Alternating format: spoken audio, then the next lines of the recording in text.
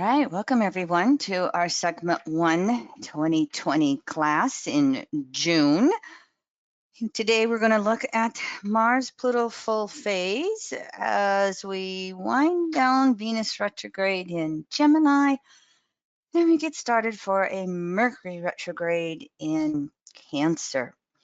If you did not attend the free Mercury retrograde webinar last night, you can find it on our website under the new and full moon audio podcasts, this first link that you see here on your screen. And you see everything else. I think it was last month's class when we were just celebrating having our YouTube channel back. So looks like we're in full swing with that. If any of you are wanting a compatibility session, I am taking Venus retrograde consultations up until Venus direct. We are booking into July, but you can still get in the loop if you find you want a compatibility with someone in your life. And so let's just go ahead and get started. Here is the cycle of phases and aspects that you see on your screen. Giving credits to Dane Rudier, who first brought this out in his book, The Lunation Cycle, which Jeffrey Green then took on, adopted, expanded, and I've been using this for the 35 years I've been studying evolutionary astrology. I still didn't look that up. I had my first reading with Jeffrey Wolf Green, June of 1985. 35 years ago was the first week of June. And by the way, I just finished doing a 9-hour online workshop with Canadian astrologers from Manitoba. And we looked at the cycle of phases and aspects. So I feel like I've really been getting the handle on this one recently. Once we get all the recordings converted, we will put it up on our website for purchase to the general public if you are interested in that. It turned out to be a really good workshop. My Pluto Virgo was happy with it. Some of you know what that means. Here's a listing of all of the 8 phases by their degrees if you want that little handy printout to look at it. And so we're going to jump right in. And first of all, recognize that life and us are always in a state of continuous change and evolution. And we know this through the very first archetype of the zodiac, Mars, with its rulership of Aries in the first house, which is a single archetype, the planet, the sign, the house. And this is where we instinctively act upon our desire nature to become, to always grow, evolve, etc. And so we look at that 0 to 360 degrees as a complete cycle of evolution, from birth, growth, bloom, decay, to death, and start all over again. And the basic foundation of chart interpretation is that every planet and point in space is in a phasal relationship to every planet or other point in space, such as the nodes ascend at midheaven. An aspect may or may not exist, but they always have that phasal relationship. And so if you're a beginner to interpreting aspects, you start with the phase first and get that foundation, and then you fill in detail with the aspect if there is one. We'll have a couple examples of that today. Here is the slide on determining aspects to planets. You always start with a slower moving planet. You move in a counterclockwise fashion.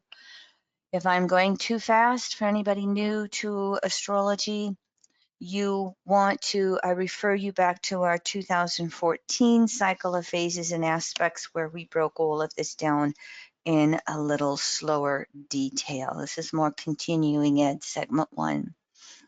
In the last few years, I have changed from one of Jeffrey Green's original teachings and kind of shifted over to what Laura Nalbandian does after I heard this from her. I compare Sun to the outer planets. So inner planets, Moon, Mercury, Venus, Mars, start with Sun, counterclockwise to the inner planet. When it's the Sun and outer planets, we start with the outer planet and compare the Sun. In the case here of Sun Saturn, we start with Saturn. We end up going all the way around the circle, and the Sun is balsamic phase to Saturn. It's 13 degrees away from having an exact conjunction. So looking on your screen here, Sun balsamic to Saturn, the way I practice it. You don't have to agree with me. You can choose for yourself through observation correlation what works best for you. In determining aspects to the nodal axis, you always start with the planet. And because the mean motion of the nodes is always retrograde, you take the nodes clockwise until you get to each of the nodes to see what their phasal relationship is or the aspect. And keep in mind, because you start with the planet and you go the opposite direction, you go clockwise, reversing through signs and aspects, those 8 phases are flipped. They are just the opposite of the natural 8 phases with planet to planet. The example here is Uranus. If you start with Uranus and you go through the inner circle, you make it just shy of halfway around, and that south node is making a gibbous opposition to Uranus. If you start with Uranus, you can follow the outer circle all the way around. You see that the north node is a balsamic conjunction to Uranus. The north node was 1817 degrees Gemini. The north node would be a new phase conjunction to Uranus. Again, not going into any more detail with these. I refer you to the segment 1 classes on cycle of phases and aspects basics. Because we are working with the phasal relationships between Mars and Pluto, just briefly, there are 4 ways in which Pluto affects evolution. 2 of them are non-cataclysmic, 2 are cataclysmic, and they can be blended. You see on your screen, non-cataclysmic, producing or creating a situation in which we form a relationship to something or someone that we perceive we need. You see example on your screen.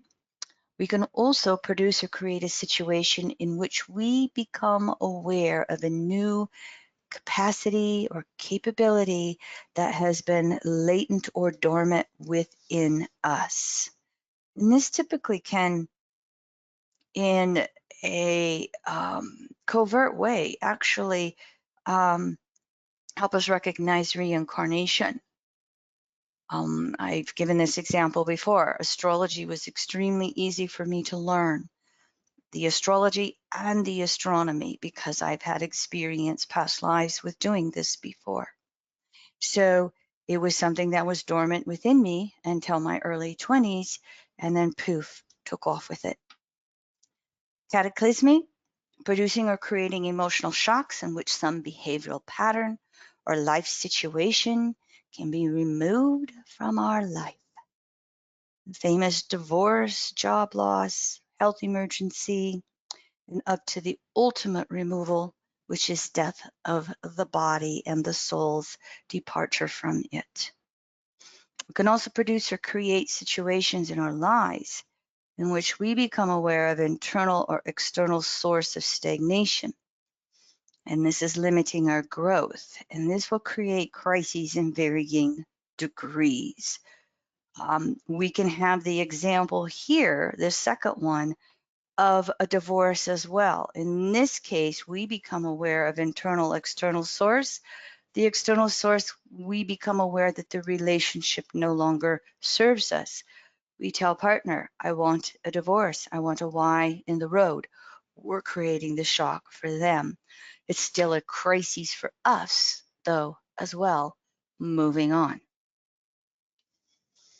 3 reactions to the evolutionary impulse. We can resist the karmic and evolutionary requirements altogether.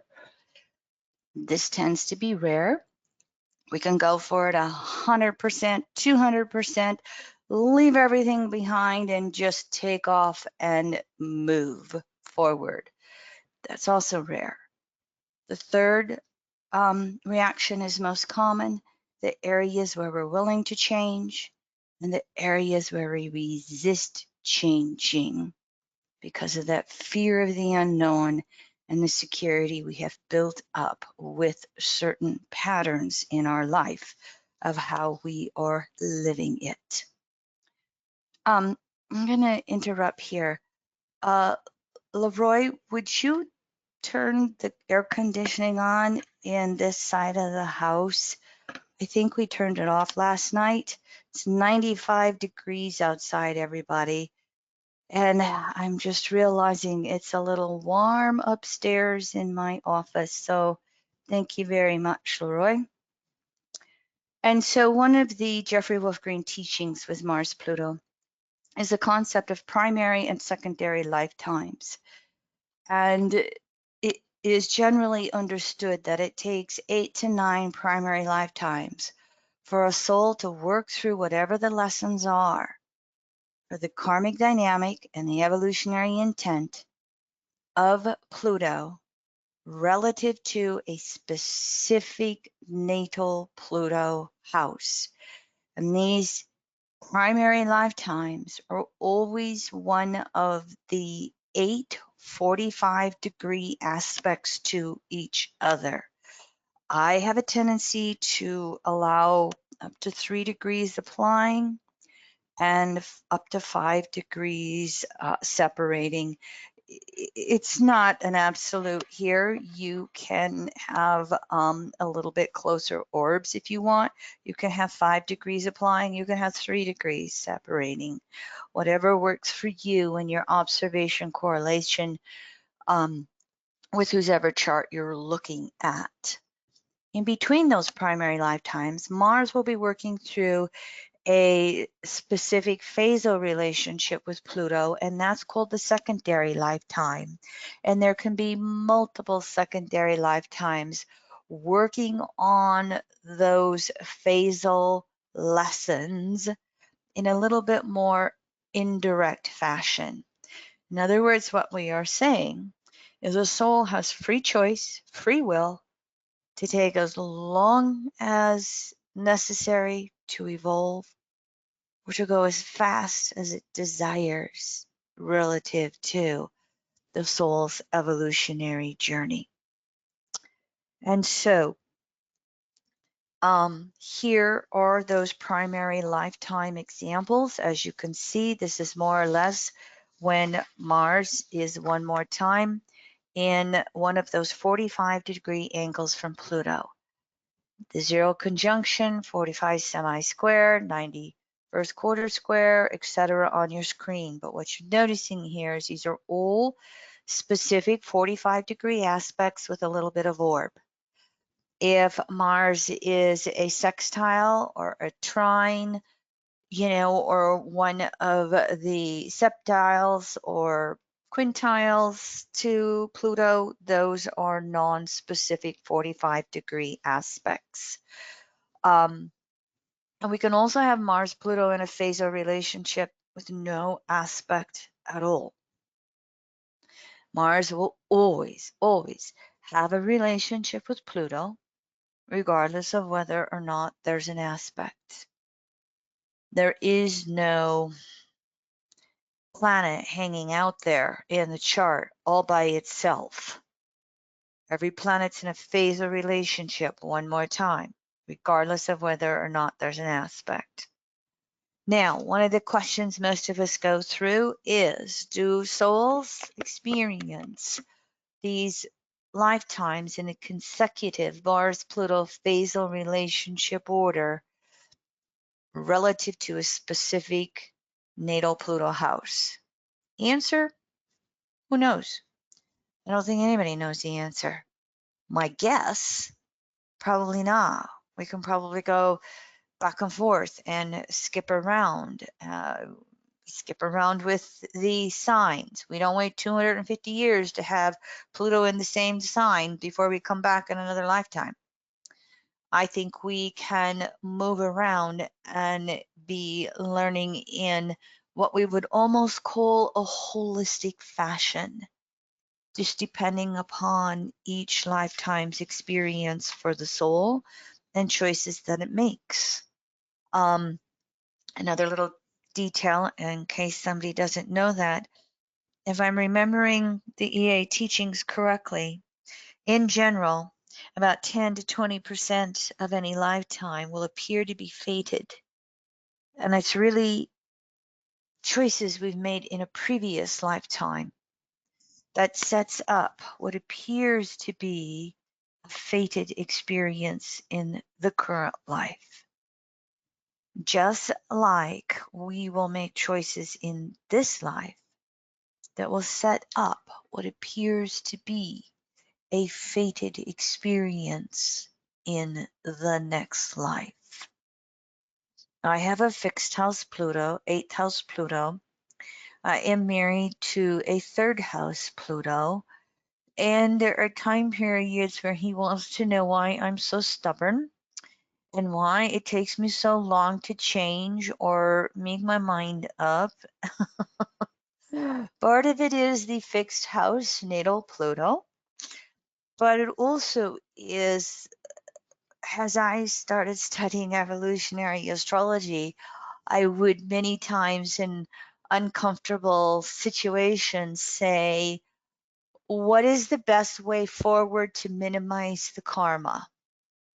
What is the best way forward to minimize the karma?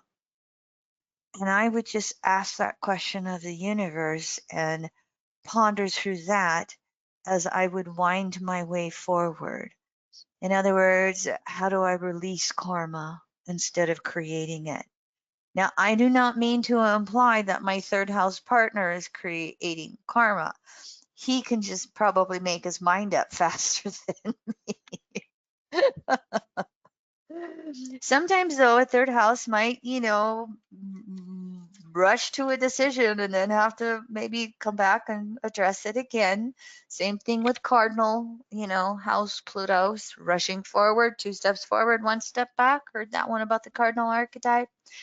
There's no right or wrong. It's just how we are operating.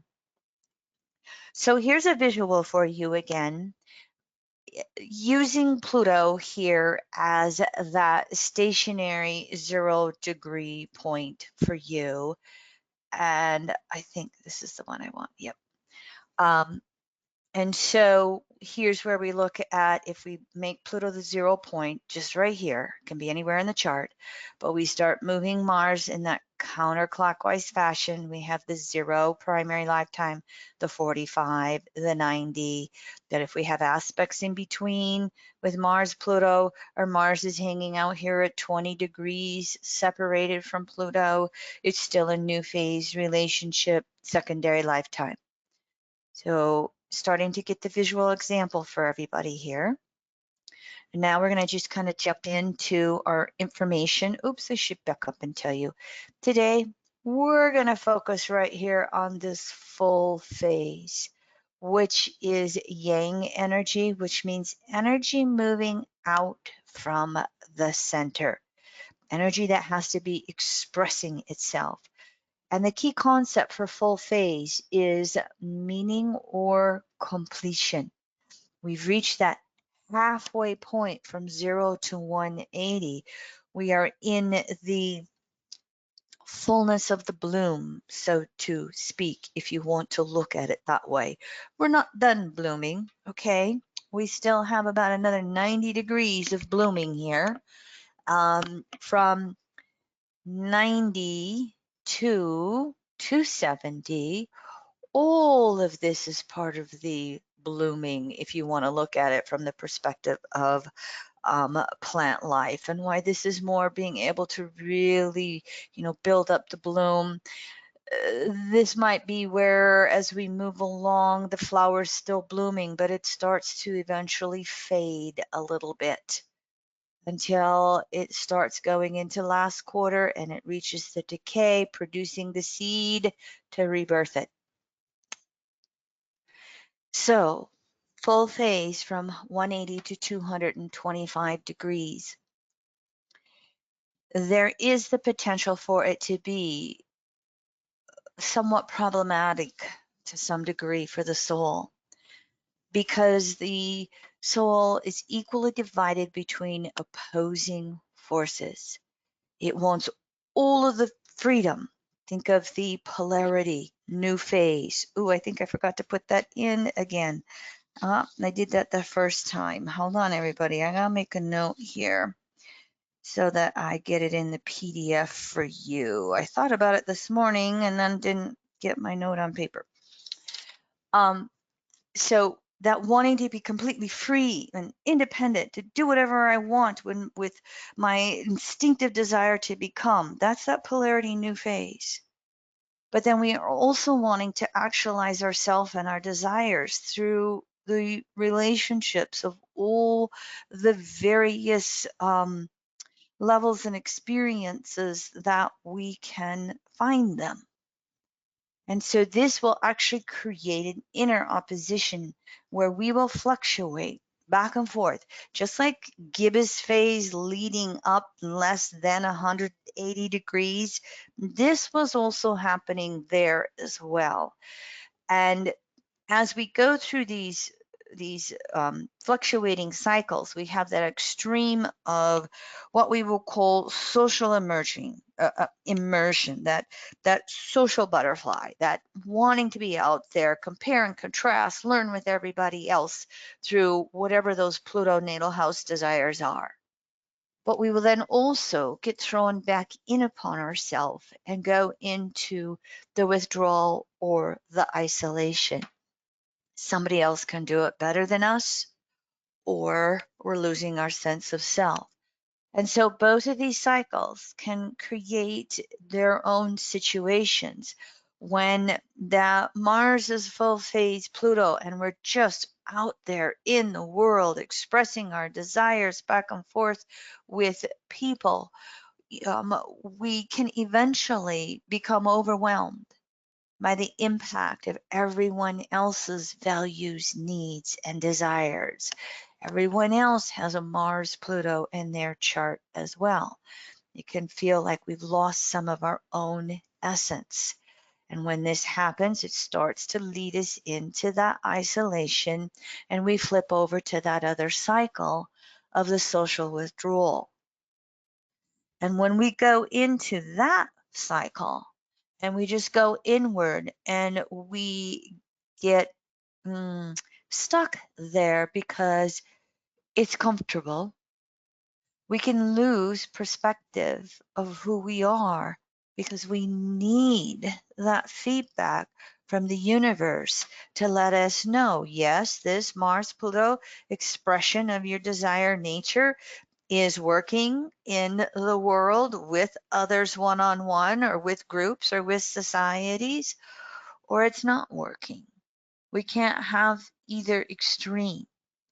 So when we're in that social withdrawal extreme, eventually we start to get confused. And if we're too isolated, the universe brings the world to us. The universe finds some event or circumstance that moves us back out into the world. And what we really need to learn then as we start to go through this full phase is to be able to balance both sides of the social immersion and the need to be alone. And so as we go back and forth and back and forth, we gain that experience of how to actualize and express our desires out there in the world. And we learn how to evolve our own individual purpose relative to the desired nature of that natal Pluto. So we've got to honor the instinct to withdraw and be alone. And we have to honor that instinct to socialize and be out there in the world. And it's actually the going back and forth and back and forth that brings in the balance of ourself with others, the 180-degree mark that's there. Now, with that polarity phase being the new phase, one of the things that will happen, it's going to be the same of what we've described here just now with this phase. We can have a loss of ourself, the new phase. Think back to when we looked at 0 to 45 from Mars to Pluto, and that, just intensity of self wanting all the freedom to express. Over here in that full phase, we can lose that. And so that's when we get the withdrawal side. And that opposite of the new phase, if we're too full of ourself, then we will find that the full phase will draw in others who are more powerful or more knowledgeable to help us through, to help us find that balance, however it is necessary. So, looking at the specifics of the opposition then, and I have a tendency, especially with outer planets, to use wider orbs because they move so slowly. Might not necessarily use as wide of an orb comparing Mercury to Mars, or, the moon to Venus, so to speak.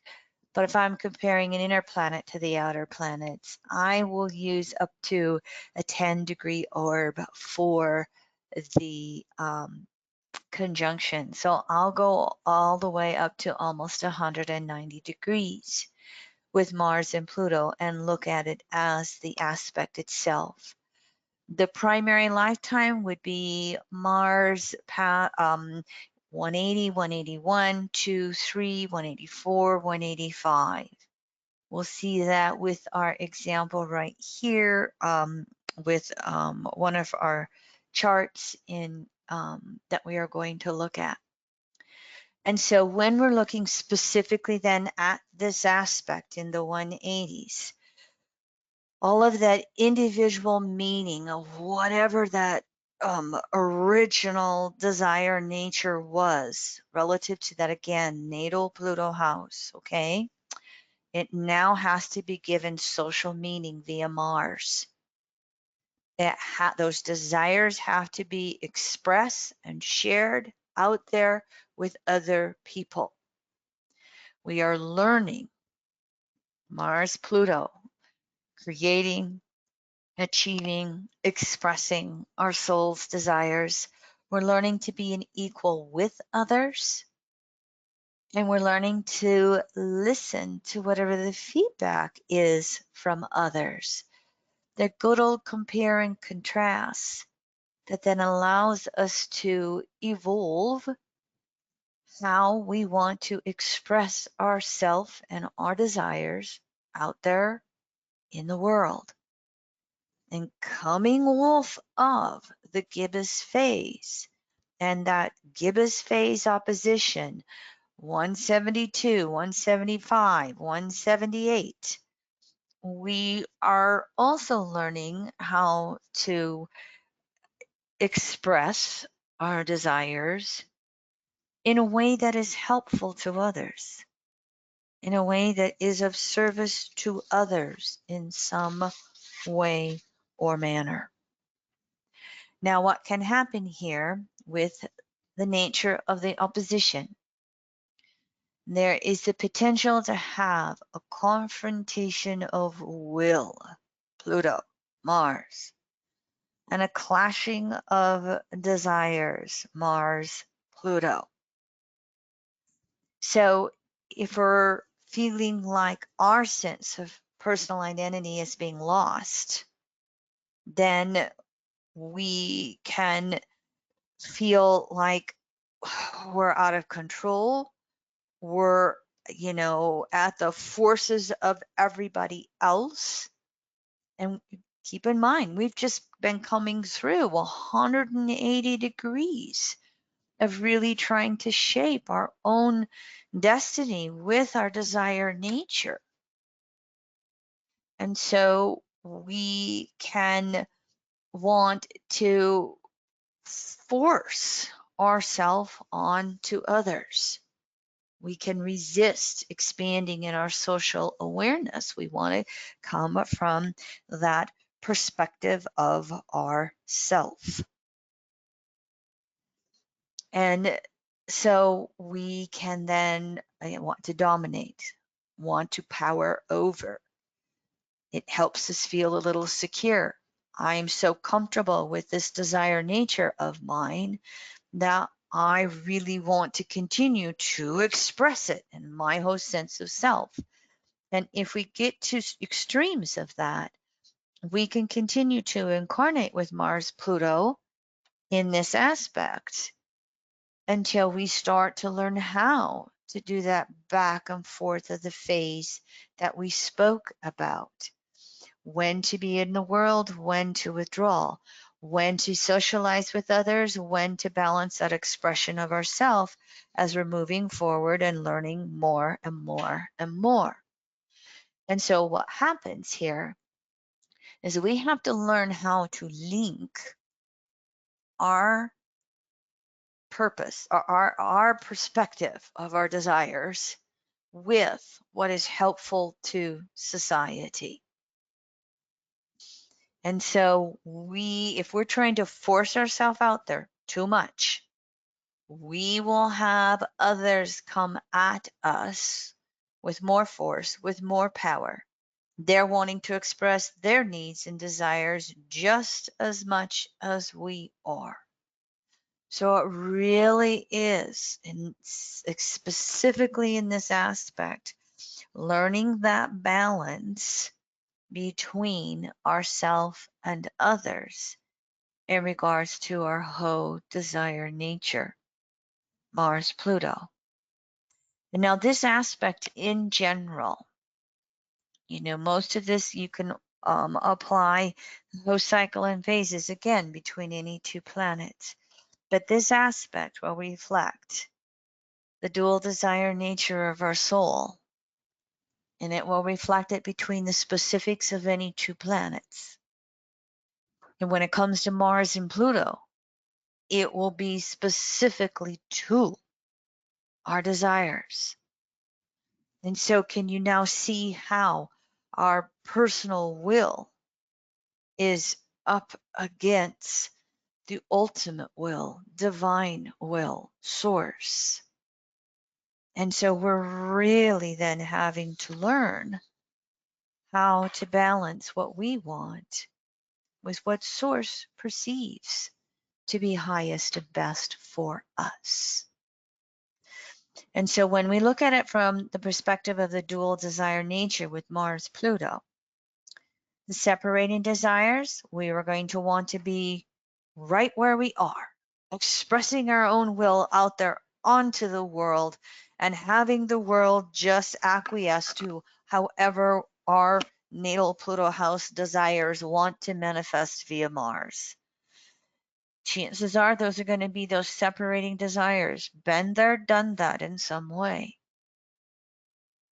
And to move forward, to really move forward, interacting with other people, interacting with the world socially, and even interacting with our perception of source. That moving forward is going to be the evolution of our returning desires to deeply know source. However, it is going to be expressed in detail via that natal Pluto by sign house and consciously expressing it forward via Mars with its own sign and house. And so it happens that our volunteer is having the Mars-Pluto opposition by aspect. I think I forgot to give Leroy clues of who our volunteers are, so I think it's okay. Lindsay is our volunteer, Leroy, if you see her name on the board.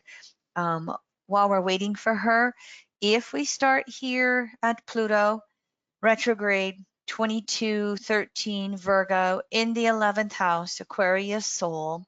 You see, she was born in 68 here. We have that Uranus new phase. But we start with Pluto and we go 185 degrees in 29 minutes to get to Mars, hanging out just shy of 28 degrees Pisces in the 5th house. Now, environmental conditionings for you.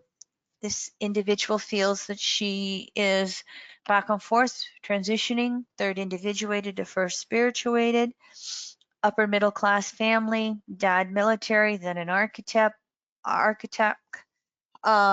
They would run into financial troubles from time to time because he was an overspender. Mom was a teacher, both college degrees. She also worked in admin with helping find homes for foster children. This volunteer's mom family, gambling, oops, spelled that wrong.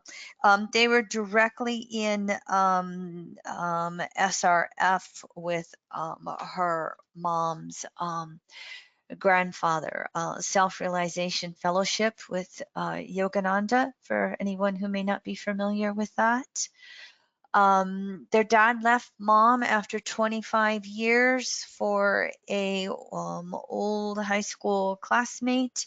It really was quite disturbing for the family. And once that happened, our volunteer didn't have much of a relationship with her father after that, even living closely, even after she had her own children. There was no connection.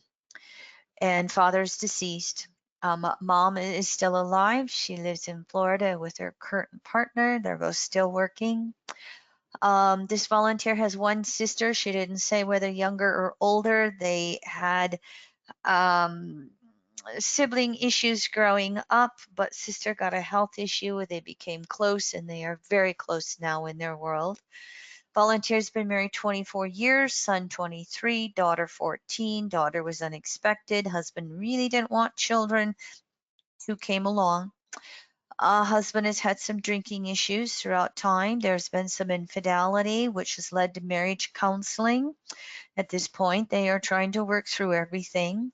In the history of this volunteer's life, she has had 2 experiences with sexual trauma. One was with a boss, and another was with a stranger that she met or actually offered a ride to, and it didn't turn out so good. Her current job is ending, and it's kind of catapulting her into moving forward into being an astrologer. And so let me just check in. Volunteer, did your volunteer make it on live? I'm here. Hi, thank you for showing up, honey. Happy to be here. Thank you. So let's just look at the fact, first of all, in grounding your Pluto. 11th house Pluto, Aquarius soul, with that new phase conjunction of Uranus to Pluto. So off the bat, that can tell us that there's perhaps some degree of past life karma within the soul that can be retriggered from time to time. We also know generically that 11th house Plutos or Aquarian souls have come here to liberate, to break free from a lot of consensus conditionings. And they will do that by many times. If they're not willing to individuate, they will experience the alienation of never feeling part of a group. Where's my tribe? Who can I fit in with? And so as they are trying to liberate and learn who they uniquely are, and then how to go over to that fifth house and express themselves, express their creativity, express their ability to love themselves. As we find Mars there in, again, 5 degrees past that opposition with Pluto, you, soul, can perhaps discern with me on an intuitive basis whether you feel this is primary lifetime, whether you feel that maybe Mars has moved into the second lifetime of this opposition to Pluto. But what can happen with this Mars signature with it in late Pisces, and you see how Mars is new phase to Chiron, everybody. So Chiron also has the opposition to Pluto, and Chiron has a very tight opposition to Uranus. Many of us who our students of evolutionary astrology can be born into this generation, subgeneration of Chiron oppositions to Uranus. There were buku ones, 40 of them, like, or 50 of them. I don't remember. I lose track of the count over many, many decades here, 3, 4 decades, I think it was. So, the trauma and woundedness within our souls start to become very specifically drawn into this chart. When we look at it specific to that Mars desire nature, and Mars being in that sensitive sign of Pisces, balsamic archetype to its own rulership of Aries, I really see where there can still be this back and forthness between that fifth house Leo, desire to be me and express myself and be acknowledged in the world. And then still, though, that Mars in Pisces, I'm too vulnerable, or it's too much, or somebody doesn't accept or acknowledge me for who I am, 11th house Pluto. And it's like, oh, I think my Mars Pisces is just going to crawl back into my cocoon for a little while. So, relative to Mars by that sign and house, I feel that it just is almost amplifying the aspects that it is making to Pluto. Now, let me just stop at this point and say, feedback volunteer, I know you have been making some, I know you've been studying evolutionary astrology, so we would like to hear from you and your input and how you feel you've experienced this Mars Pluto. Oh, I have to say, when you said that you gave a wide orb for exact aspect, I it blew my mind, because this whole time I've been studying, and I feel, I think as a new student, it's been a couple years of really concentrated studying, that sometimes I tend to take things for exactly as they are, and my mercurial mind just goes, no, that's the facts.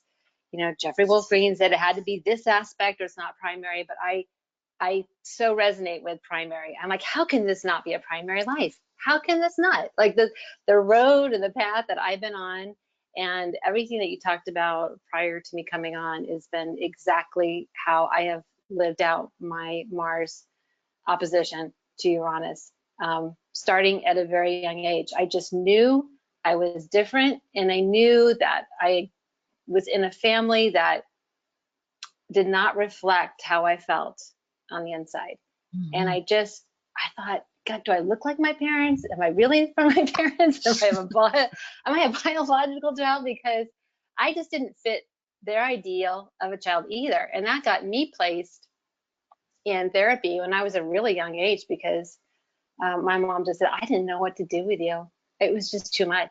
She's like, I'm physically taller than my mom I've got her about like 6 inches. I'm 6 foot tall. And I have a very dominant personality. I have a lot of masculine traits. When I started becoming a teenager, I just kind of leaned on my parents. Like, this is not how I do it. This is not how I see things. I don't understand how you don't see it my way. So I spent a lot of time not integrating, really just more being obstinate and standing my ground and not trying to see the other side. And that really didn't serve me in relationships until I was much older. And even with my husband, it really took many, many years of us kind of coming together, feuding, and then retreating. And Mm. we are both, we almost have a very similar chart in that the house system is the same, and we seem to go through transits at the same time, which is really sometimes very conducive, and other times it really doesn't really light a fire under us to get going or start facing things. So I truly believe that the universe pushed me forward and created situations so that I would have to start looking at myself and try to find the balance instead of always saying, you know what, I'm just going to take my toys and go home. If you don't want to play that way, fine. I don't need you either. Yeah, So gotcha.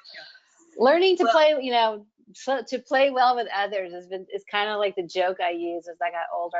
It seems like that moniker from kindergarten kind of stayed with me. Like I need to learn how to share my toys. I need to learn how to work with others. sure. It's. Yeah, yeah, yeah.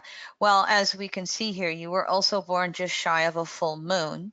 You Mm-hmm. know, you have quite a few gibbous and full oppositions in your chart with various planets, and sometimes it's hard not to bring in the Venus square the nodes as well.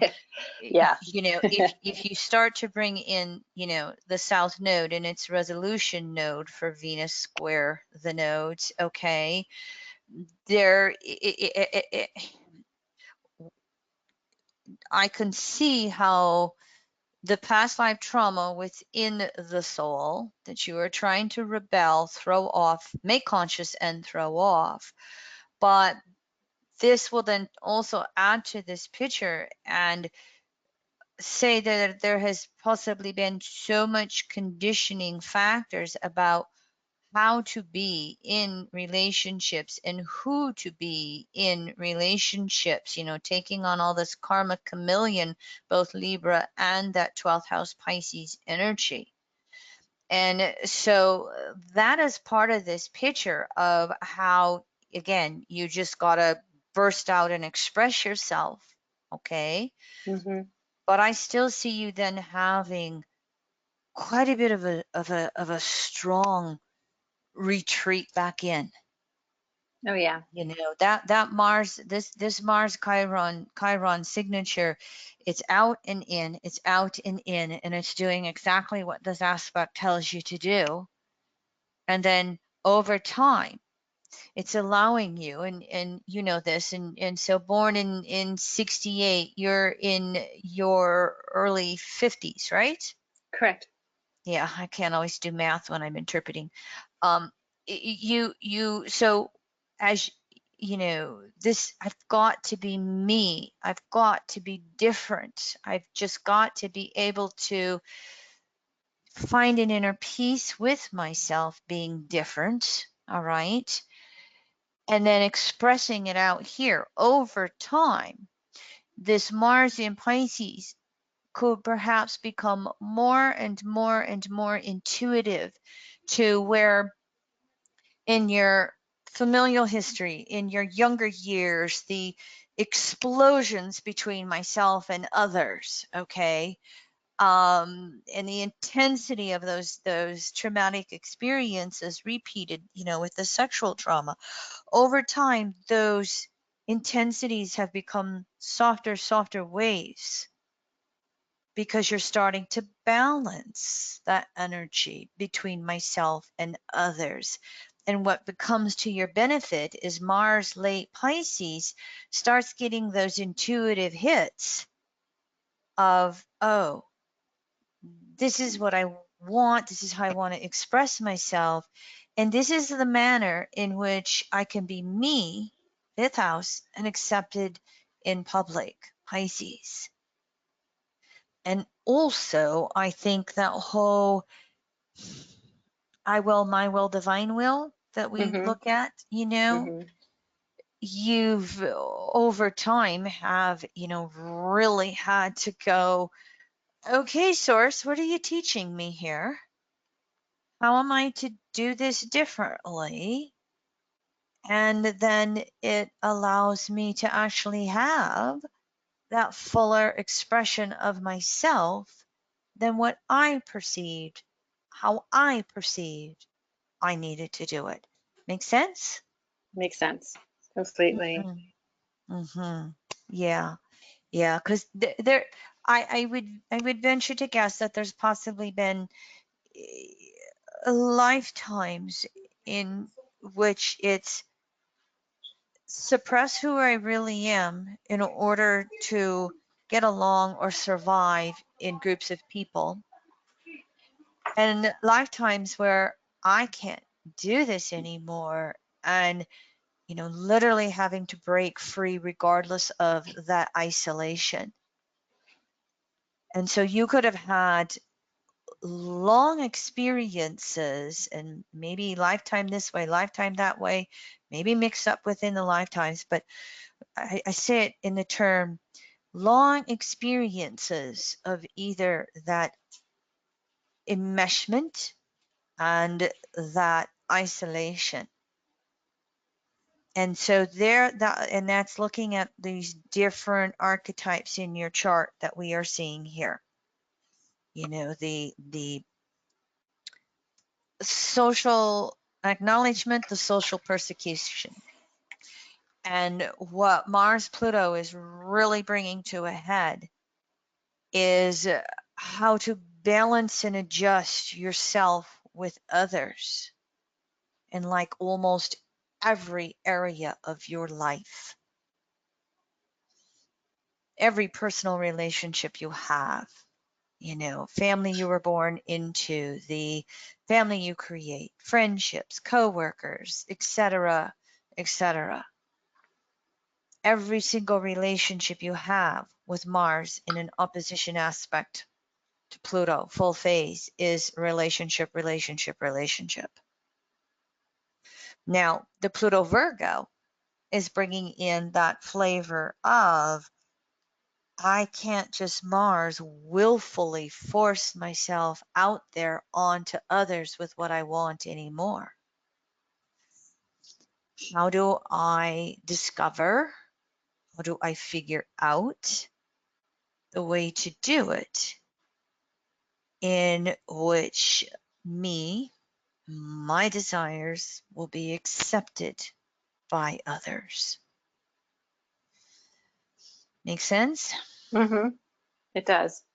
Mm-hmm. Cooperation seems to be a word that comes to mind for me. Yeah. Huh. How do I cooperate with? Cooperate. Yeah. Yes. Yes. With It's just not a party of one. right. I'm better together.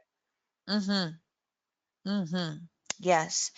And it also, I would say, is giving you a fair amount of experience in what you walk through and what you've been walking through up to this point of recent lifetimes. It's giving you the experience in relationships to then have know how to share that knowledge and experience with others who are still learning. So, for instance, in the world of astrology, your own path is showing you then how to help others in relationships via that language of astrology. Make sense? Makes a lot of sense. Thank you. Mm-hmm. Now, something that I want to say here that has been in some of Jeffrey's teachings, and um, it's not always an absolute. Sometimes it's experienced, sometimes it's not. Sometimes it's karmic retribution, sometimes it's evolutionary necessity. But when it is specific to Mars and Pluto being in that you know, let's say 165 to 195 span. Mars, that opposition to Pluto, building or releasing, there can sometimes be violence of some sort. And of course, you will look to the specifics of the houses and signs to get clues for what that might be. Relative to Mars and Pluto having, co-rulership, Mars, that instinctive sexual desire nature, survival of the species. And then Pluto, that merging with another karma mate, soulmate.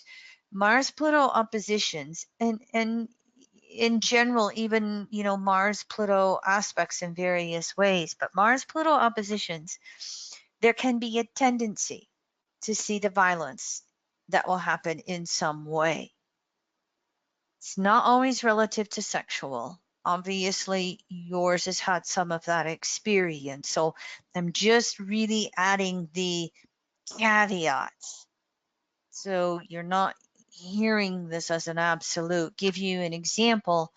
I have a nephew who has Mars in a gibbous opposition to Pluto, and it's tight within a few degrees. He's had a commercial driver's license. It just seems to be one of the ways he knows he's not a desk job person. He's in his early 30s. And so in various ways, he's been a truck driver, and he was in the oil fields that bottomed out, tried driving more locally. But for him, the violence was coming home from a delivery, an hour drive back to our city, and high winds. He didn't have anything in the back of the vehicle, and he was driving slow, and the wind literally came over and flipped him on his side. And it just scared the hell out of him. He didn't get hurt in any way. It kind of totaled the vehicle, or the Wow. the rig. Hmm. But it was violence for him. And in less than, I think, a month or so, he got a different job, because he said, I'm not going to do that again. And so that Mars Pluto, and in this half 180, applying, separating, it really can work to jog the consciousness, that I will, my will, divine will. And he just basically said, and he's a sixth house Pluto with that Mars in the 12th. He just said, source spoke to me, Kim, and said, get off the road. So I listened. So I'm sharing that example generically, so that you see that, yes, there can be the violence there. And he's a Pluto Scorpio with that Mars and Taurus. So he's married, divorced, so he hasn't had sexual violence, he hasn't perpetrated it, but he has had the infidelity with an ex-partner and trauma drama around that. But for him, that biggest violence was just a trucking accident. So there's a variety of ways in which it can come out, and the whole intent and the whole purpose is soul waking us up. Oh, I don't exist in isolation. I have to come out into the world and learn how to be and operate with others.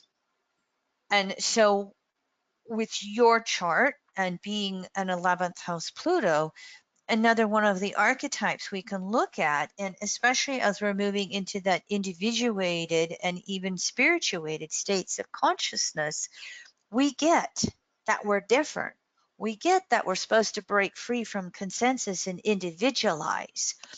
We can sometimes get a little too comfortable in isolation, 11th house.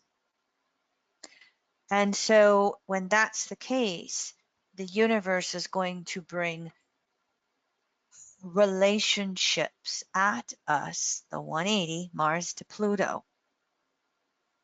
And then with Mars there in your 5th house, it really has to jog you further, expanding socially, full phase. Geez, who am I really? And what do I really want in my life? And how do I really want to relate out there with the world?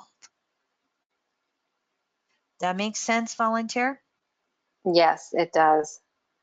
Mm-hmm. It does. And I have to say, I think that part of the violence aspect, I think a lot of it, I have a lot of it unconsciously stored.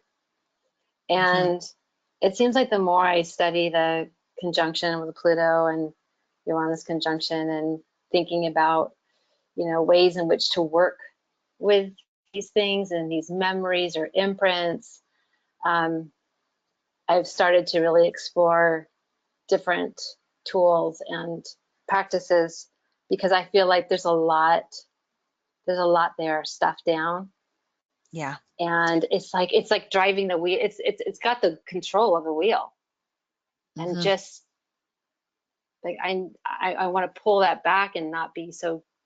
I'll say all day long how, like, I'm not going to make my decision based on fear, and I say the right things, and I'm that Venus in Capricorn. I got this. I got my what together. Mm-hmm. But I go to bed at night and I'm screaming, and I'm like, why am I screaming? What is going on at night? What am I Mm-hmm. processing? And I dig deep, Mm-hmm. and I do have I have violent dreams. There's Mm-hmm. violence in my dreams a lot of times. Mm-hmm. Mm-hmm. Mm-hmm. Yeah. So Yeah. working You're on that. you're gonna want to. You were exactly right in finding multiple kinds of therapeutic releases, Yeah. and it goes just beyond the good old, let's have sex, okay? Right. Because your Mars signature, Mars in Pisces can be unconscious anger. When we have planets in Pisces or the 12th house, it can be so deep, and Yeah. we can go, where did that come from? Because while in the broader perspectives, Neptune Pisces 12th house is surrender to source, it's surrendering to higher power. Relative to the patriarchal distortions, it's also wrongfully imprisoned or entrapped or Hmm. enslaved, and that good old rage collapse that is just on that grand journey of teaching us to be more conscious with source, and more how we co-create in the universe. But we all on that journey from consensus individuating and spirituating over many lifetimes carry within our soul experiences that aren't easy or pleasant. And so you've got there can be layers of unconscious rage at the trauma, whether regardless of which side of it you've been on. And chances are some of both, Well, you exactly. the victim Yeah. and the victor. And so, yes, being able to express that out in healthy ways into the world and into consciousness is really helping to evolve the whole Mars Pluto desire nature, so that you can, because Pluto in the 11th, and to some degree Pluto in all the fixed houses, all right, but Pluto in the 11th, I would call them always having to make a mountain out of a molehill. I've had several 11th house Pluto girlfriends.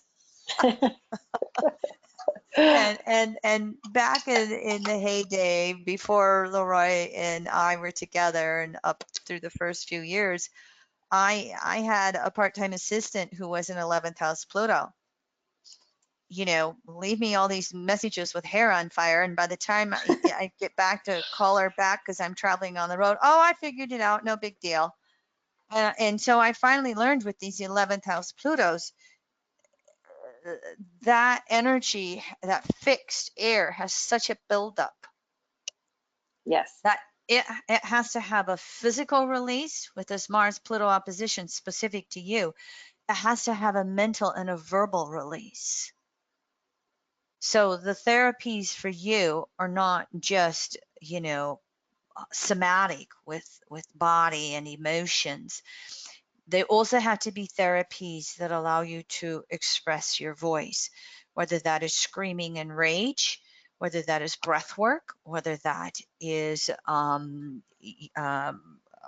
tuning, when Hmm. we, sing in those types of ways.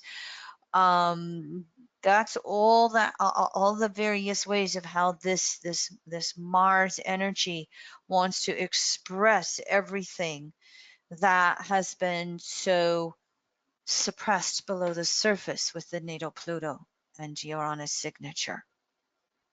So Oh, I'm definitely feeling that. on the right Well, track, and that will Mar probably, your own, the student becomes the teacher, etc. yeah, I was just saying I'm having my Mars return too today or yesterday.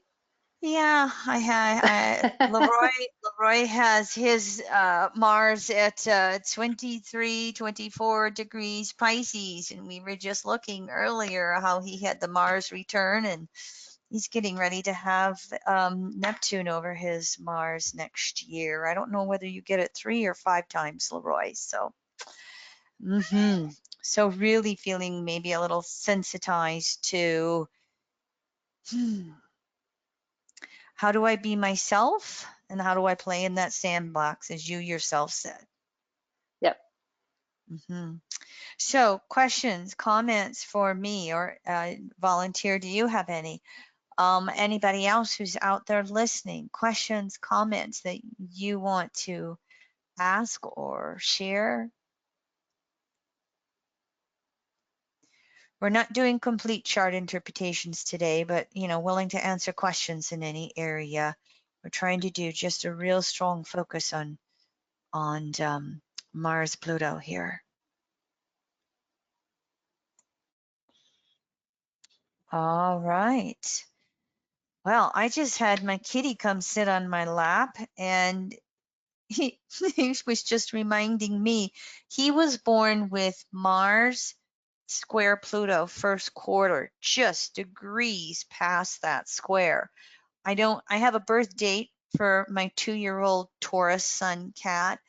First time I've ever had a birth chart, you know, an accurate date for a cat, because I always get strays. And this one actually came from the Humane Society. And he was adopted out, didn't get along with who adopted him. He was returned back in. And, that Mars square Pluto, he, he is so. He's a little traumatized kitty walking around, and 2 years with us now. We're watching him. No, 2 years, year and a half, baby. He was half a year when we got him. We're watching him slowly come out of his shell and really be able to do that Mars first quarter to Pluto and express himself. Can we have a So, question on the board if mhm, you want to take it? sure. I was really interested in listening to our volunteer with that new phase, uh, you know, Pluto Uranus, which we see a Mhm, lot in evolutionary mhm, astrology. It's a powerful symbol. But what mhm. about the retrograde? This student or associate wants to know about, does that retrograde flavor this opposition, this full phase relationship? Sure. Well, first of all, to have both of these planets retrograde, this soul is not going to be able to suppress the trauma. When you have those outer planets retrograde, they're really trying to throw off, the 3 outer planets, Uranus, Neptune, Pluto. They have that broad general rulership of the unconsciousness. And when those 3 planets are retrograde, they're trying to make the unconscious conscious. And when you see planets in the 11th house, and there can you know, if for those of you who remember Jeffrey Green's book on Uranus, that is 30 years old, still highly recommend it. Um, you know, Uranus, Aquarius, 11th house, the avant-garde moving us forward, the Saturnian coming off of Capricorn, some say old Saturn, old ruler of Aquarius 11th, you know, wanting to so totally defend the past or suppress the the unconsciousness, and then of course those in the middle going back and forth between moving forward, defending the past. So you have all three of those archetypes when you're looking at Uranus, Aquarius, and 11th house. And so when we look at an Aquarius Pluto in the 11th, all three of those are operating with Pluto retrograde. This is going to be a soul who cannot suppress the unconscious, who cannot suppress the traumas of that 11th house. And then you have Uranus new phase that, and Uranus is retrograde. The same thing is going on. The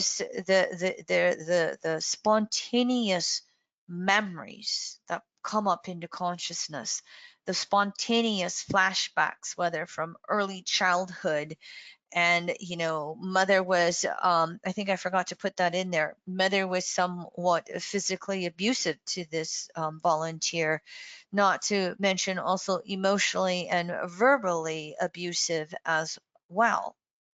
And so just those traumatic situations that would trigger the past life memories and the confusion that could come from all of that.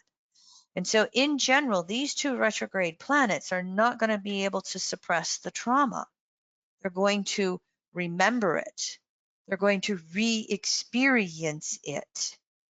The potential with Uranus new phase Pluto is to break free from re-imprinting it.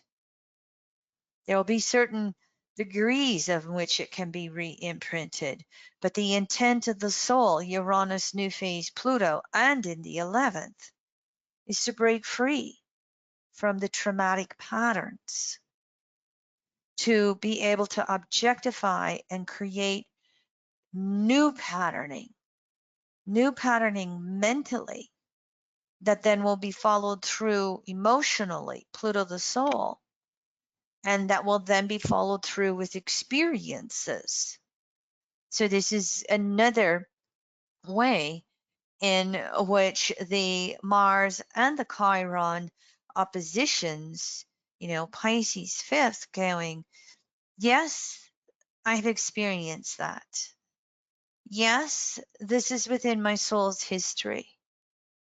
However, I do not have to let that be the experience of who I am, fifth house. And I do not let that have to be the experience of me continuing to be a victim, the distortions of Pisces. Especially if the soul is individuating, spirituating consciousness and really starting to open up deeper relationship with source, I can have broader and broader understandings of this, and then have new and different expressions of this in relationships with people as I move through my life. So, recap, that retrograde is really throwing off the past. It's throwing off the trauma, and it is pointing towards the polarity point of Pluto, which means it's also pointing towards this Mars opposition and the Chiron here. So back to what we originally said, with this soul so feeling like this could be such a primary lifetime in which there is a total rebirthing of how soul is in relationship to others, and how soul is expressing all the creativity within it out there into the world. Soul or volunteer, would you agree? I think Leroy might have muted you. Maybe Leroy could unmute with this question. I'm back. Mm. Yes, I agree. There was one part though that was not, I don't think, maybe I misspoke about the relationship, or there was no abuse. Mhm. I never had any kind of violence or abuse. The I thought only you abuse, said that mom was emotionally and verbally mm-mm. abusive, yelling. What Oh did? no, me. I was the Oh. yeller. I was the yeller. Yeah, no, it was me. It was Oh, I not gotta get it her. out. Yeah, yeah. No, Okay, the most of the abuse for gotcha. me was, it was sexual in nature. That was the violence I experienced growing up. Mm-hmm. Mm-hmm. Gotcha. Yeah, Gotcha. Yep. Yep. Thank you for clarifying that then. sure.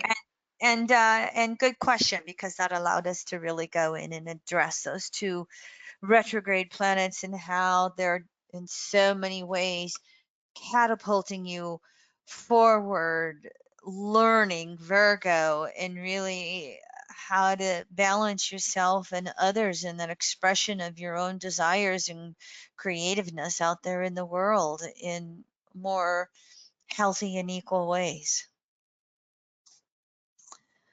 All right. Thank you very much, volunteer. Leroy, you can interrupt me if we have any other questions. I'm not paying attention to time here.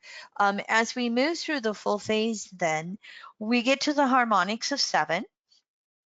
And here we have the triseptile aspect, which is just shy of 206 degrees.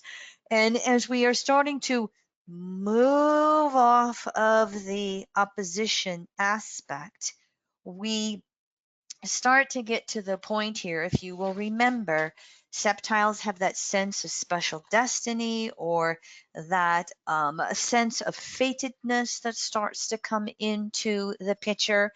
And so here it will show us ways in which our desired nature is learning how to really be out there in partnership and cooperation with social groups, and how we can express our desires, but do them in a way that is socially productive. We're really starting to become aware of how we don't operate in total isolation. We're always in, relationship to something else and someone else. And so what can happen here is there can be key people, key circumstances that will just come forth, that will really help us have an expression of those natal Pluto desires in a socially acceptable way via Mars. And this kind of came up when I was teaching my Cycle of Phases and Aspects workshop a week or so ago, and that sometimes there are some of those minor aspects, and they start to just kind of blend into other aspects. Because, for instance, if we look at this 206 degrees, the next aspect, we go from 180 to 206. And yes, there can be some quintiles in there. I don't remember for sure, but probably. But then our next aspect that comes along is the 210-degree inconjunct, the full phase or outer inconjunct. And so one of the examples that I explicitly used was a soul that had, I don't remember the planets because we use all kinds of planetary pairs, but the aspect was 208 degrees. And so we said, yeah, this is secondary, not even secondary. I'm talking Mars, Pluto. The phase of relationships with these two planets are moving from that triseptile to that inconjunct. And so when some of those minor aspects are a little close, there can feel like it's a little of each. And it's, it's just like when you're, starting to open the door, but the door's not far enough open for you to walk through it. The door's not closed anymore, but the door's not open. You kind of feel both ways. You can sense both ways. We can have that in some of these aspects. Specific to Mars Pluto, then, when we move into the outer inconjunct, I want to just reflect back that in the gibbous phase, the waxing 150-degree inconjunct, that was more of inner adjustments. Yin phase, gibbous, drawing us inward to see how we internalize and analyze what it is we must change inwardly with ourselves. The full phase inconjunct, yang phase, this then becomes outer adjustments. This is where people and situations are coming at us or interacting with us, causing us to adjust ourselves some way societally. We're having to make the adjustments and analyzations outside of ourself interacting.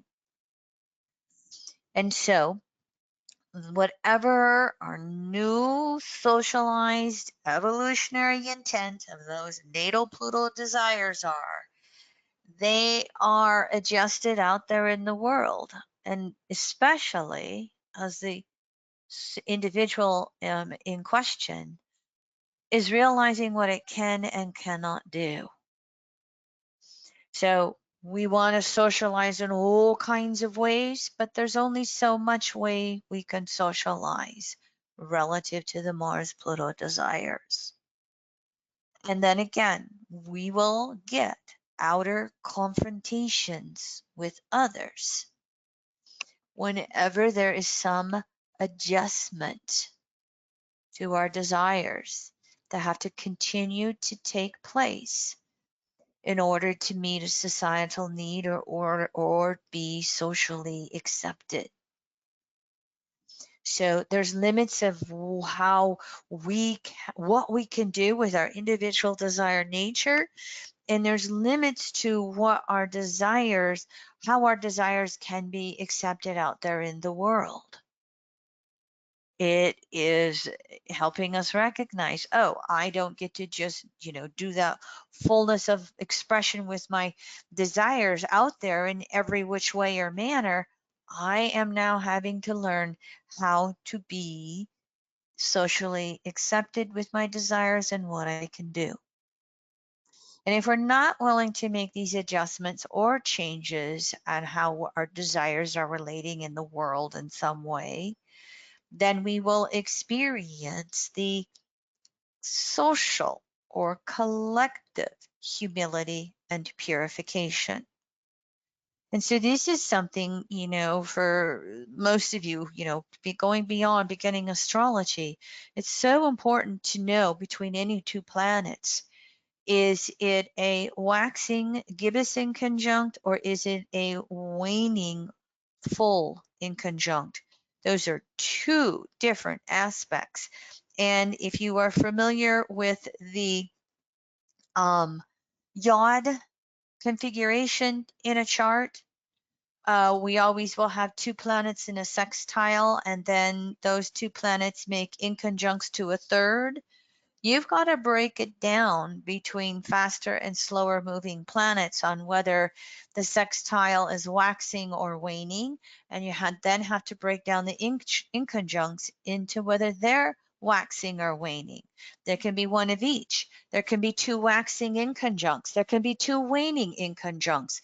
And that's really how you can get to the full depth of interpreting a yod aspect versus traditional astrology, that just says, well, there's an awkward relationship and both planets are having to adjust to the apex of the yod. No, that's just a glossing over in simplification that is ignoring the cycle of phases and aspects. And so we have our second chart volunteer. I'm going to take a drink of water before I move on.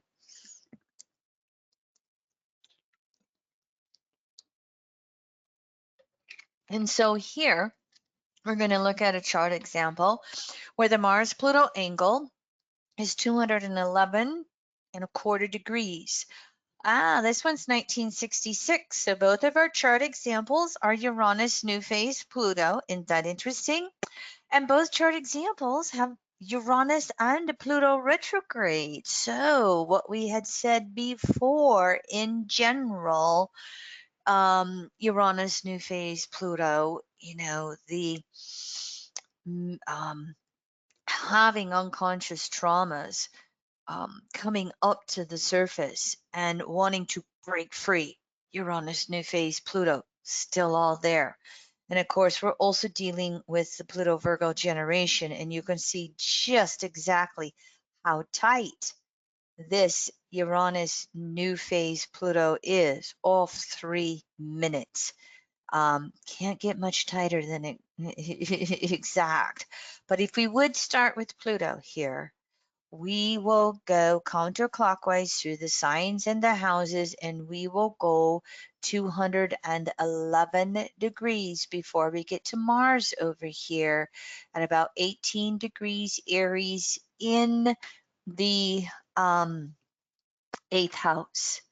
Now, this volunteer put herself down as kind of moving through second stage individuated, and because I've known her for a while, and we've looked at her chart before in various classes, and I'm looking at this specific Mars Pluto aspect, and I'm going, I don't know if I would put this chart volunteer second stage. I actually think maybe you're a little more expanded in consciousness than this volunteer.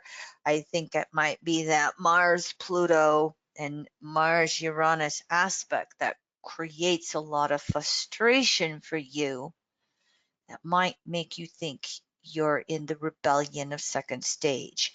You can rebut me if you'd like. Briefly, Christian background, one-time molestation from dad when he was about 13. A year after that, he had a heart attack. I don't know if father passed at that time, but after the heart attack, the family ended up from lower middle class to lower class. Oh, maybe this was the chart where mom was somewhat physically abusive and alcohol. Oh yes, this is it. I got my environmental conditionings mixed up between my two volunteers. This is where I saw it. As this volunteer got to be about 7, 8 years old for Saturn Square, mom would become verbally, emotionally abusive, especially after alcohol, which was almost every weekend. Only child, she left home early. She eventually ended the relationship with mother. She was a military vet. First husband just disappeared, and the marriage was dissolved after a certain period of time. She is now married, housewife, no kids. Once she became debt free, including paying off her house, then she stopped working, and she spent a lot of time in the world of astrology, for which many of us are very, very grateful. Volunteer, are you there?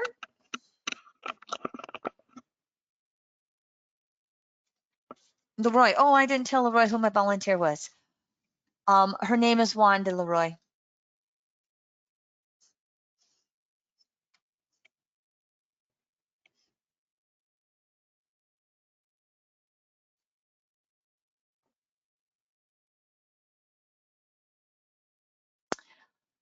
All right. Checking Huh? in with. I hear you. Hi, honey. Thank you for volunteering. Oh, you're much, much, much welcome. Hey, Let's start out with the second stage individuated, okay? Oh, Would you hmm. agree with me that it's possible relative to this Mars aspect to your Pluto and you being an Aries soul, Pluto in the first house, you having Uranus 3 minutes new phase Pluto, they're both retrograde. Your Mars is in Aries in the Pluto house. Can you see how just starting off the bat that aspect can have you feeling rebellious, especially with society? Oh, definitely. Though it wasn't reflected that much as a child. Um, the rebelliousness really didn't come until I hit my late 30s. Prior to that, I really was the um, go along to get along, tried to keep my head low, Mm-hmm. to keep folks from getting, upset with me. It seems like I couldn't do anything right, so I just, Mm-hmm. tried to become the wallflower. So yeah, I guess that's probably why I put that because I feel like I'm a baby as far as that, um, Mm-hmm. rebellious stage. Mm-hmm. Mm-hmm. Yeah, gotcha. So we'll move into Mars Pluto. So let's just look at this a little bit then. I'm going to add a few things into the chart here.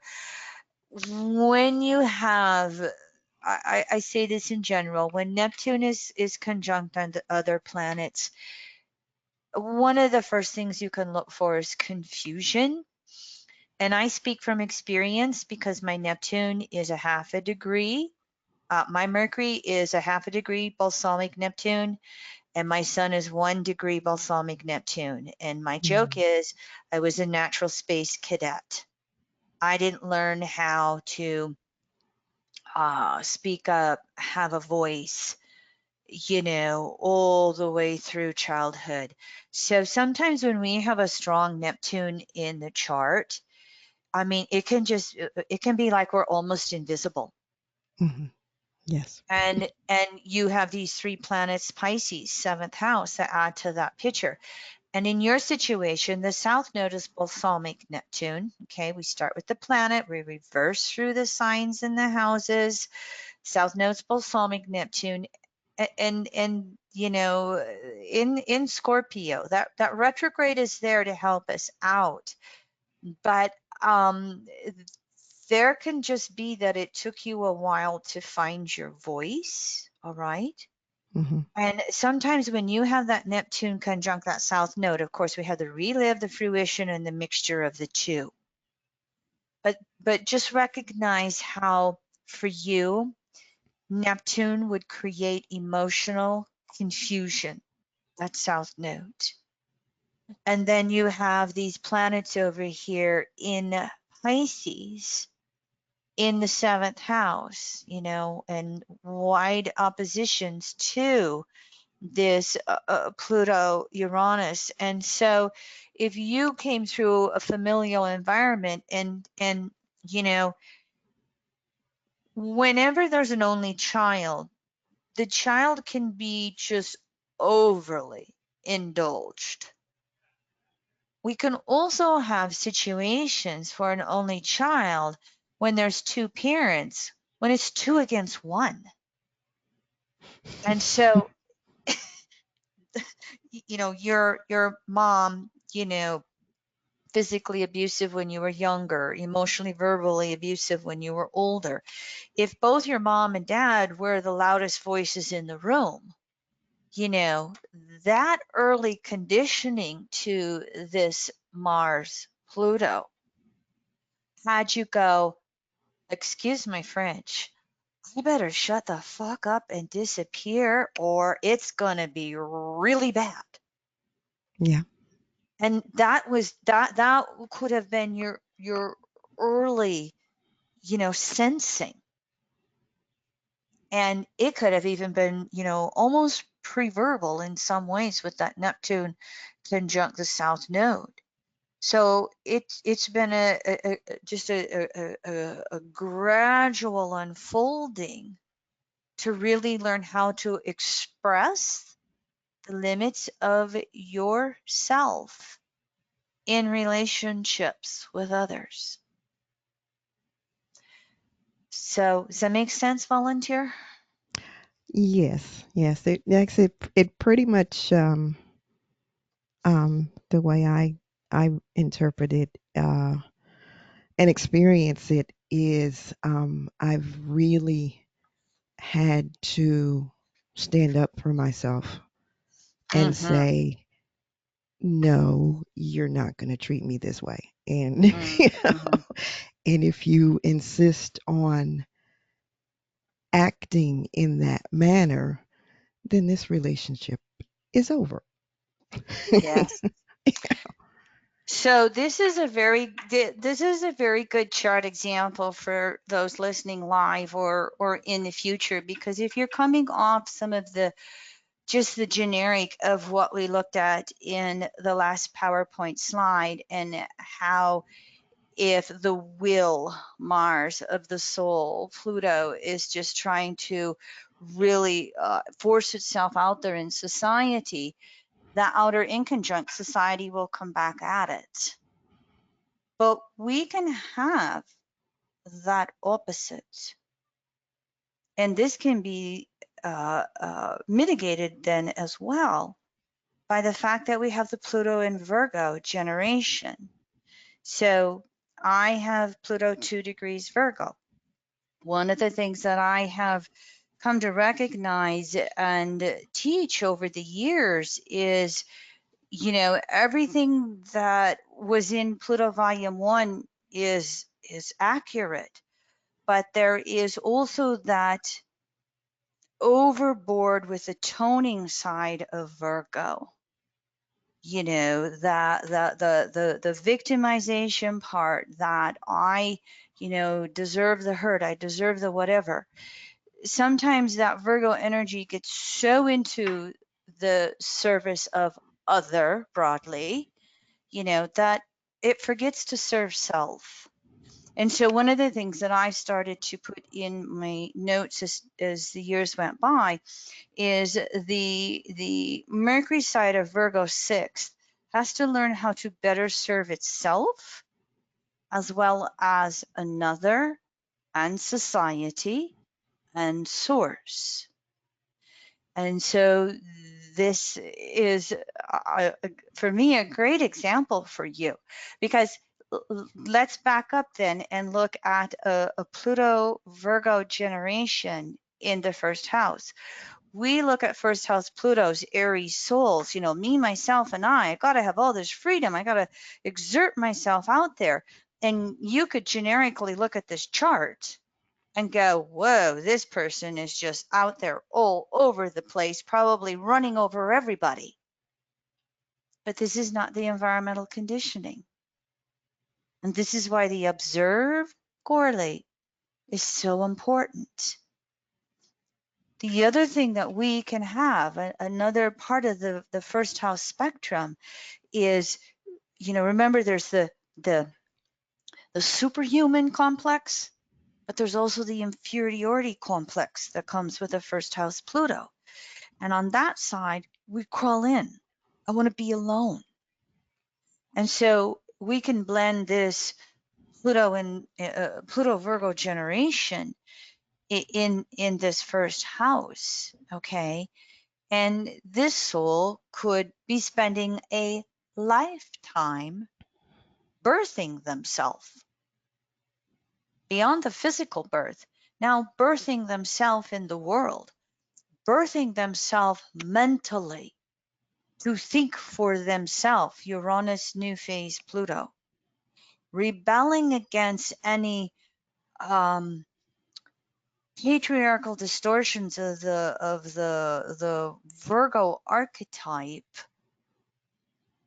that, you know, I've got to hide, I can't be me, you know, that Piscean sensitivity of others, and I express I'm going to get hurt. And so as time has went by, as we look at this aspect, okay, the outer adjustments here is the soul desire to be me, to rebirth myself, to find out who I am, unique to me, Uranus, Pluto, to have these experience of myself. To me, I see the outer inconjunct, the 200 degrees. This soul has been learning how to express her will out there in society. This is me. This is who I am.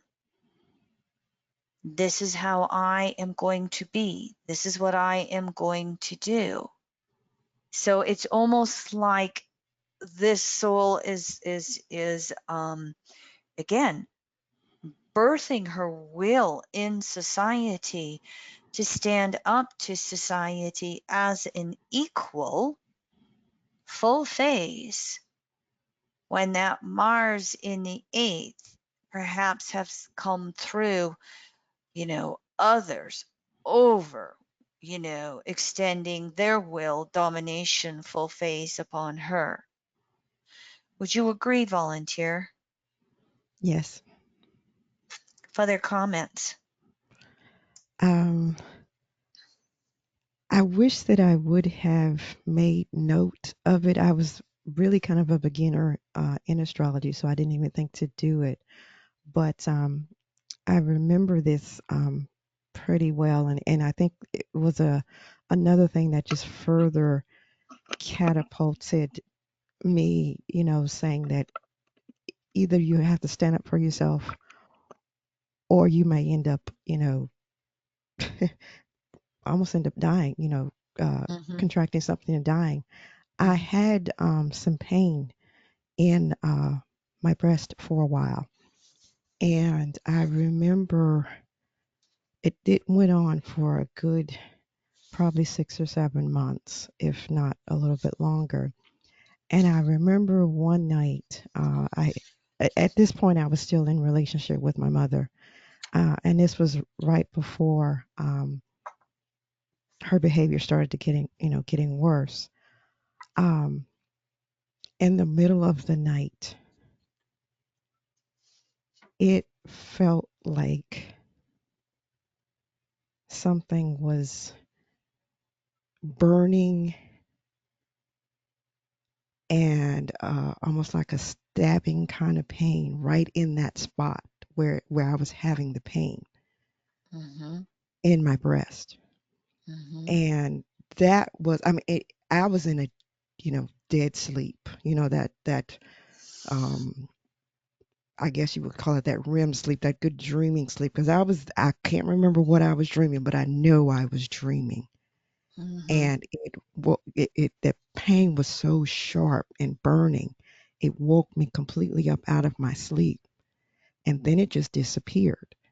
And right after that, I stopped having that pain in that area, and I felt like that was that wake up call to, like, look, something's getting ready to come up, and you are going to have to start standing up to your mother and her family, because Mm-hmm. otherwise, you know you're going to get your freedom, but it's probably going to take you 6 feet under, you know, Mm-hmm. in Yeah, order yeah, to do it. yeah. And I said, nope, I ain't going out that way. Mm. Mm. That's in while I can see it this way, I'll explain it. Neptune rules the immune system overall, and Neptune will rule the energetic or spiritual origin of whatever imbalance manifests into the physical. I'm someone gonna sidetrack just a little bit because the I always I don't know, I must known this for lifetimes, but I came in going, well, behind every physical imbalance is an emotional imbalance. Mhm. wounds to the, our emotions. And behind the emotional imbalance is a mental imbalance, wounded mental patterns and thoughts. And behind the mental imbalance is a spiritual imbalance, a disconnect from source in some way. And so when we have what's called miraculous healings, we go to the core, we go to the spiritual energetic origin, we go to source. We have some type of, reconnection with source, light bulb that goes off. And that then manifests down mentally and changes the thought process or attitude, which then condenses down emotionally, which heals, quote unquote, distorted or negative emotions to more positive, which then has the physical imbalance release and dissolve. And that's that energy in which we create all diseases and in which we heal all diseases, spiritual, mental, emotional, physical, in that order. And so many of us know in the world of astrology that Neptune's the closest astrological archetype we have to source, to God, Goddess, Big Kahuna, Great Spirit. And so with this Neptune conjunct the South Node there, and it the Scorpio, death, rebirth. Okay. So you had deep, deep connection with source that went on there. Deep messaging from source. It woke you up. Literally. And look at the recognition you had, spiritual, mental, emotional, physical. And it was, you have to step up into your power and express your will with others. So it's not all, so this is a real good example here, in that we can't always look at that outer inconjunct as another person or society coming at us and holding us down. As we're moving through full phase, 45 degrees of learning how to be in equal relationships. Doesn't mean we always get it right at 182 degrees. Right. We can have that crisis point at 210. And in this example, expressing our will and standing up and saying, if I don't be me in the face of others, I will lose my life force. Makes sense for everybody? Volunteer? Makes sense? Most, most definitely. And Yeah, I'm pretty good. sure Uranus was probably, I'm guessing it was maybe near the Chiron, because it was after I had turned 42. So it was in the seventh. It hadn't gone Mhm, um, mhm, into Aries yet. mhm, mhm. Oh yeah. Well, that could, as you can see, you can take your example you showed us, and we can come up with multiple, planetary aspects natally and forecasting planets to the natal chart to see it. Yeah. But I mean, even However, still, go ahead. I Go ahead. still didn't. I started moving in that direction, and I don't know. Maybe it's because of the Mars in Aries, in aspect with the first house Pluto. I Mhm, did the cardinal. I moved a little forward, and then I mhm, backed up. mhm, You mhm, know, mhm, because that happened probably, oh, probably say 2009 or so. Let's mhm, see. No, it was earlier than that. It had to be. Yeah, it was earlier than that. So it was probably say 2007, somewhere around in there, 2008, early 2008. mhm, And as you can see, it took another what, 6 years, 7 years mhm. before I said, okay, I'm done. With the relationship with mom, just Yeah, clarifying for right. everybody. Mhm. Yeah. And you can see how Uranus is moving within orb to be activating that aspect of Sun to Pluto Uranus. And then eventually Uranus over that Mars aspect. So you can see where there might be more of this adjustment of how do I stand in my authentic power and life force and express myself out there in society. Yeah. Hmm. Yeah, definitely. Let me bring in and see if anybody else listening has questions or comments in what we just gave as example. And while we're waiting to see if there's anything from anybody else, I, I'll say something in general for the fire archetype, okay, which is spirit. You know, we so many times hear that, you know, the Leo fifth house is just so full of self. And I'm saying, wait a minute, observe, correlate. Sometimes we have planets in fifth or Leo because they need to learn how to have an expression of self. We might see that example with your moon volunteer. It's Leo, but it's 12th house. But and we hear with the Sag archetype how, you know, when it's not standing in its truth, it's compromising on itself. The Aries archetype, we have a tendency to think it's always that willfulness and superhuman, but we can have the inferiority side of Aries, that underdeveloped freedom of ourself. And so, with all three of the fire element archetypes, signs, and houses, don't always assume that there's overexpression, that energy of fire and spirit. It can be there. Sometimes they have those archetypes to develop it, to build it. And this can be some of what is really, again, birthing out of you this lifetime volunteer. Yes, I think so. It's a slow process, and I still get it took me a long time to really kind of understand what you meant about the two steps forward, one step back, and moving Mhm, forward, getting scared, and then retreating. And mhm, boy, have I been, I really got it in the last few months with some of the projects that I'm doing. Sometimes I'm feeling okay to put it out there, and then once it's time to get on the stage, and I'm like, what the heck was I thinking that I'm going to do this?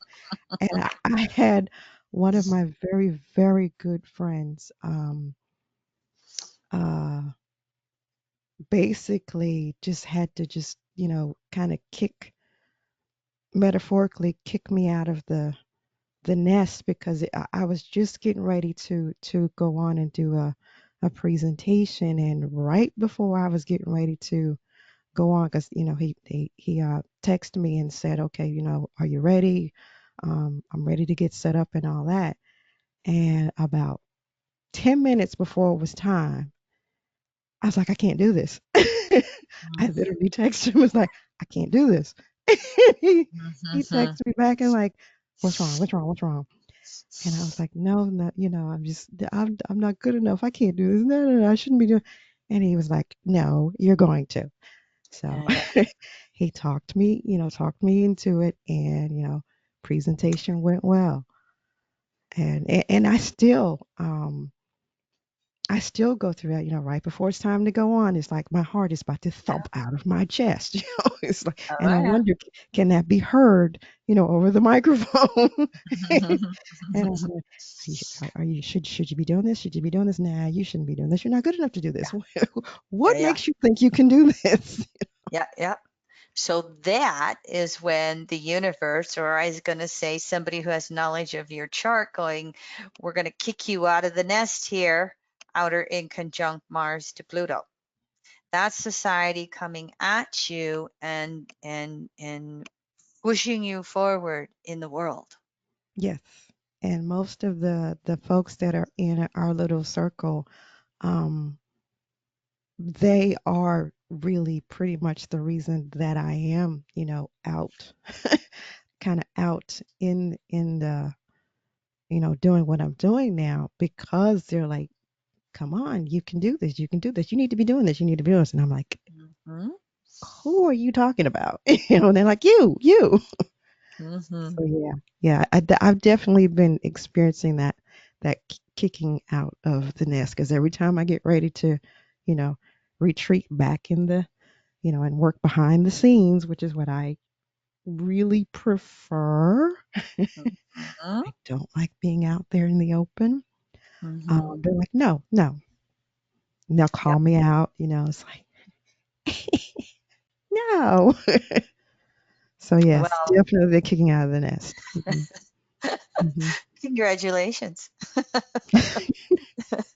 There's society going, okay, babe. But I'm still not comfortable with it. I'm wondering, when is it ever, am I ever going to get to a point where I'm comfortable with it? You Well, know? for the Pluto Virgos, it's not about it's in general, the past is security, the future is insecure because it's unknown. And so it's never in general about moving forward once you're secure, it's moving forward through the insecurity. And that gets specific to the Pluto Virgo generation. Hmm. And so it's practice, practice, practice, practice, practice, practice. And so that Mars in Aries, and even drawing in that Sun in Aries, making the waning in conjunct to Uranus and Pluto, the practice is try, try, try, initiate, initiate, initiate. So it's literally experience that moves us past. And it doesn't mean you ever will get through, butterflies. I mean, as many years as I've been doing this, I just did 2 4.5 hour, online workshops, and I still got the same thing going on. So it's Hmm. not that completely eliminating it. And especially Pluto Virgos, it's how do I walk through it regardless? Hmm. So it's the stopping in front of the, because what it really feels like is like you're walking out in public naked, Yeah, oh yeah. Hmm. like you're buck naked. Uh-huh. Totally. Totally, totally. So just make sure you got a mirror at the door, and stop and look in the mirror before you go out. The metaphorical mirror. Right.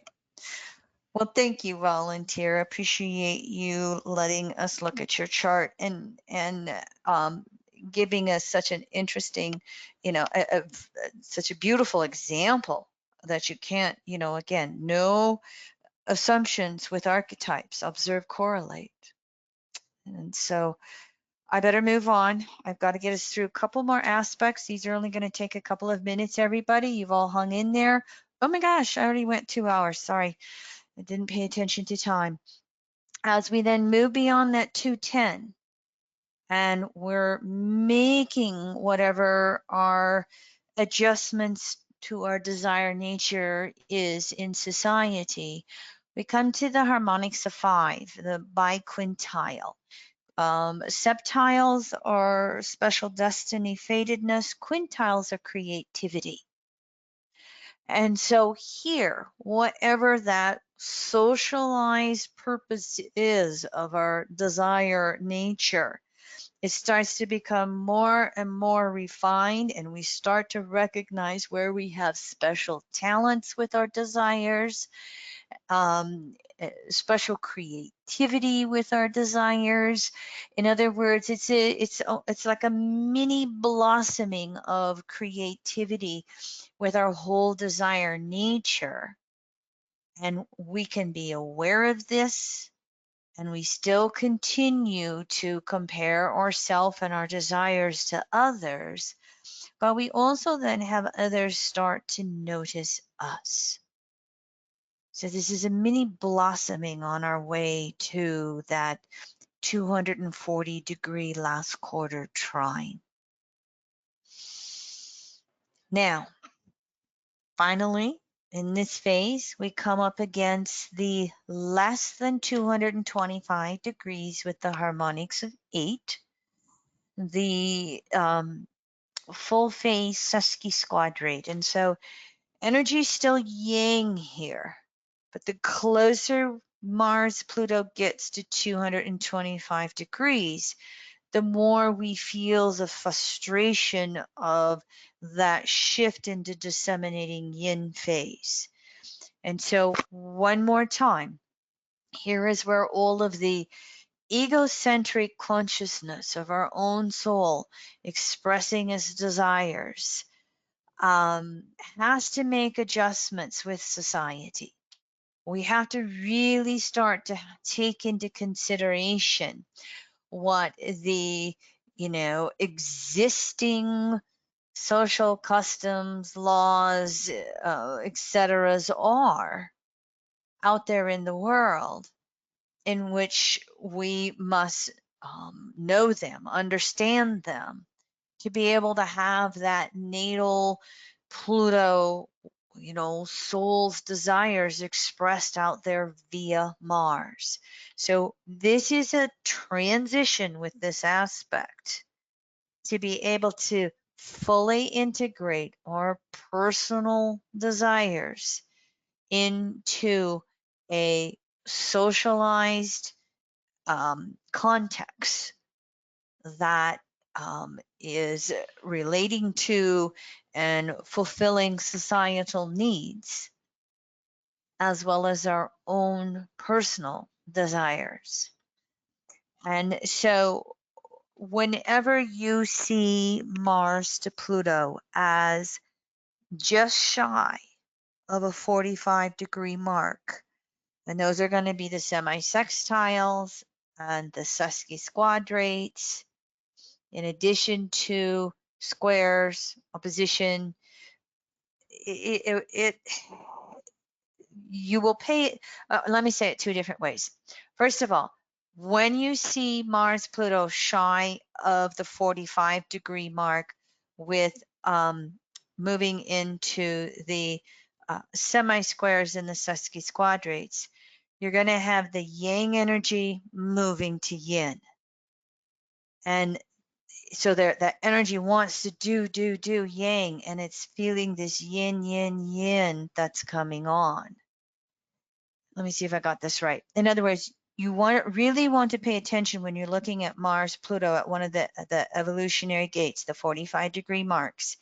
Is it yang moving to yin? Is it yin moving to yang phase? And this is going to be when it's less than the 45-degree mark. And you kind of want to pay attention to this, because it really adds a flavor of building up pressure and building up frustration between Mars and Pluto, and that ability of being able to literally express ourselves. And so, again, less than 45 degrees with semi-squares, sesquisquadrates, the yang energy moving to yin. Make sense? You guys, I'll let you reflect back on looking at the cycle of phases and aspects.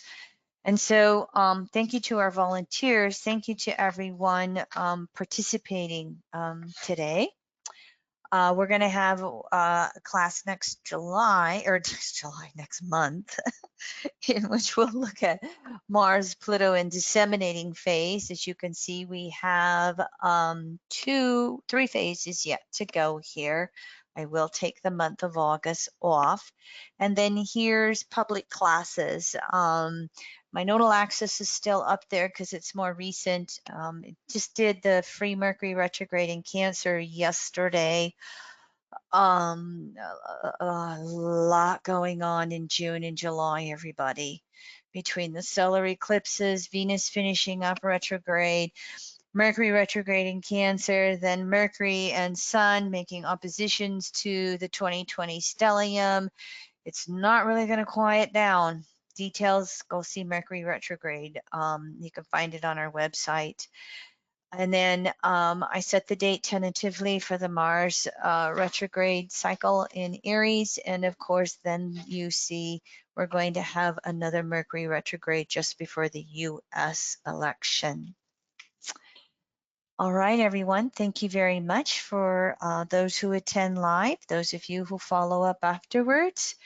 Everyone, be safe, be well, enjoy summer, and thank you for helping us move planet Earth forward in so many different ways socially. We're just beginning to see Jupiter and Saturn and then Pluto move into Aquarius, and I'm starting to have hope. All right, everyone. Adios. I will see you next month.